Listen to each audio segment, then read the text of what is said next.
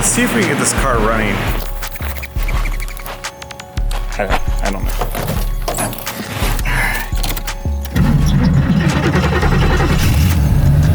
Got a runner.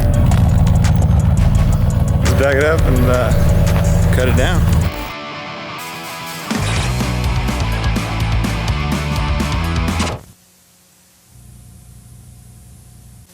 All right, Darren Parsons, we're out here in Ridgecrest, California. This is my home shop. This is where I build off-road trucks. Now we're building a car. First time doing a car build, really. I built a drag car with my dad as a child, and we raced that, had a lot of fun with it. I've had a lot of fun racing off-road trucks. We have this versus that off-road coming to you guys. And now we're building a 89 IROC Camaro, and my goal is to make this a grid racing car and hopefully make a debut with it at SEMA. That's the overall goal. So without further ado, let's get into what this car is.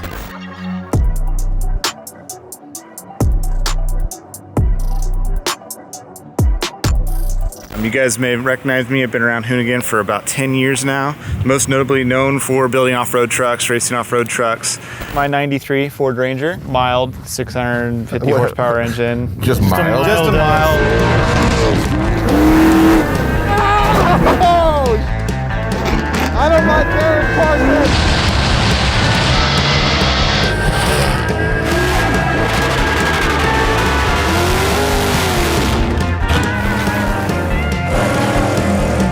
But this will be my first ever car build. And what we have is a crappy third gen Camaro because God bless the USA.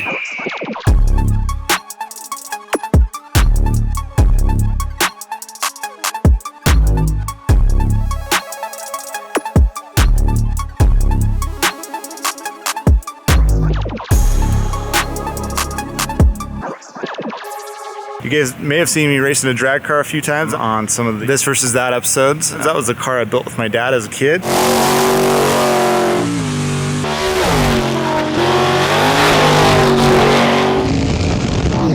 And this will be, again, my first ever shot at building a car for more of a grid style, drifty, kind of hopefully make myself a Swiss Army knife of a crappy third gen Camaro. I've seen worse. So with every build, obviously, you gotta start off with the strip down. So there will be nothing left of this thing when I'm done with it today. I have every single part you could possibly imagine to build this car out. Get it in a shop here, we're gonna get it up in the air, and we're just gonna tear it the F up and see how it goes.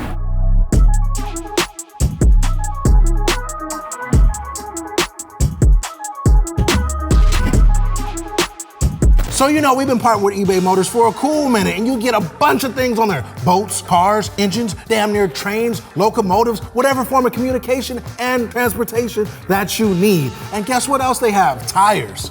And did you know you can also add installation services when you buy tires from eBay Motors?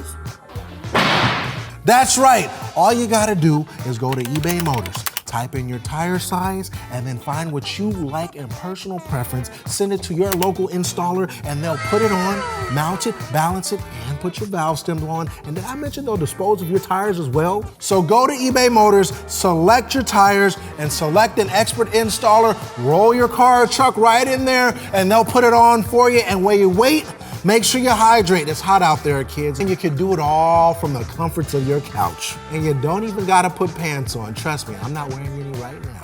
So with any vehicle I've ever built, the most important part is getting chassis balanced right. Like that truck weighed out 57% rear weight, which is really good for an I-beam truck because the front suspension on it weighs a lot. The Jeep, if we had it in here, it would see that it's 50-50 back to front. That's so that it can climb stuff but still go through desert decently well. So the goals for this car will be to be sub 3,000 pounds and 50-50 weight bias. Gotta figure out a baseline so that we have a good point of reference as to what we started with and what we want to end up as an end goal. Kind of curious as to what this thing weighs. Weight. Let's still see what she weighs in at.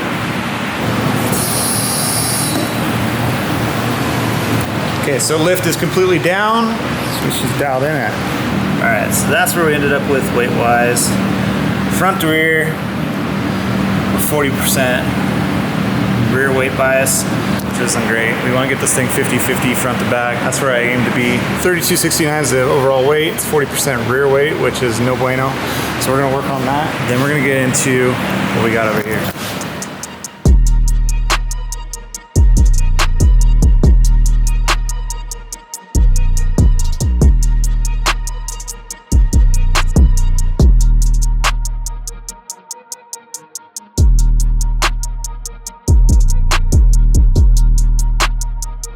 Look at this.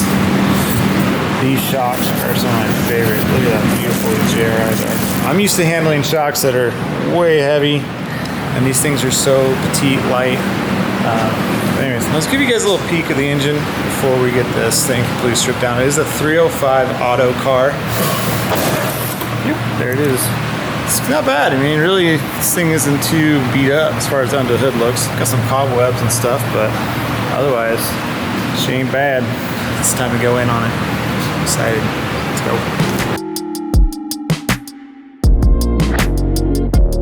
I'll take off front fenders. I'm gonna take off the front of it, headlights, cord support. I want to make this thing as easy as possible to get this engine out, transmission out, all the electronics, AC, coolant reservoir, battery, fans, brakes, windshield wipers. I mean, I'm taking this thing completely apart. It is going to be way more race car than it is actual usable car.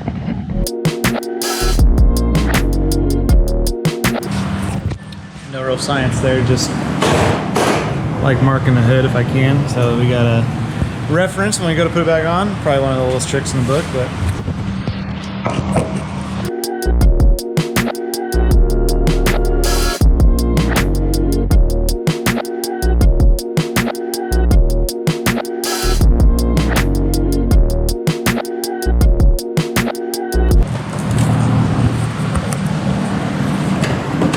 discoveries. It doesn't like that. Yeah. Good news is there's no rust, but front fenders don't really want to come off because that's all folded up on both sides. Oh, figure it out.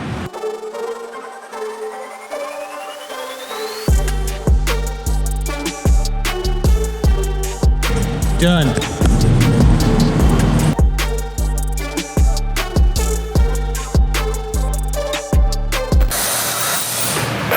All right, update. Whole front end's off.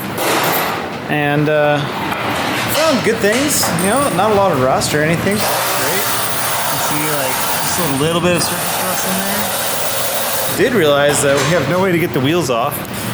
No. The front support off, radiator out, engine out, trans out, brake booster, AC, rear axle. I don't even need to take the rear studs off. That whole thing's coming out. It's getting all new.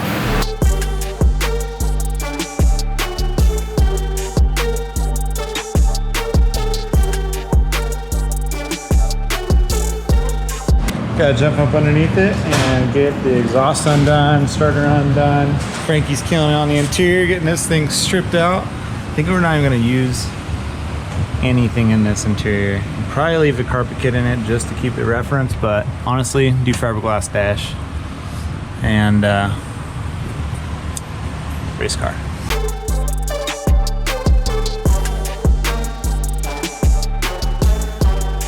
So here we are underneath the beast. Again, like not really any bad rust or anything, so we're just going to pull everything off. But hey, that's kind of, it's okay. It's okay. It's fine. That's fine. No, then it's fine. We gotta pull some power wires that are gonna prevent it from going out. Disconnect the things here. Pull that there. Pull that there. And this thing's gonna go, and then just, and it'll be done. Easy as cake, huh?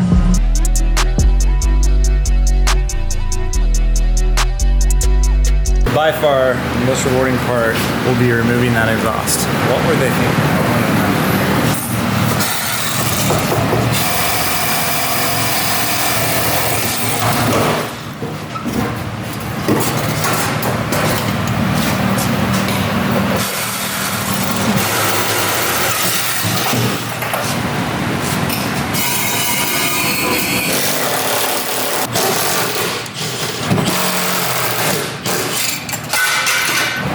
Oh, just gotta drop it down, pull it out the top now.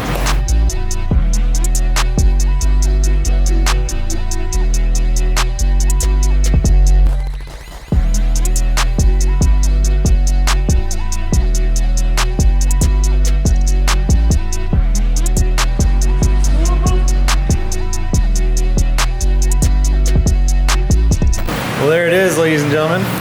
Out. Engine, trans, exhaust are in, and Frankie was in here slaying it on the inside the whole time. 3-man crew, 2 hours, and this is what it looks like. 305 700 R4, AC, wretched exhaust, radiator, core support exhaust. I said exhaust twice. I'm exhausted. Just need to pull this rear end out of it.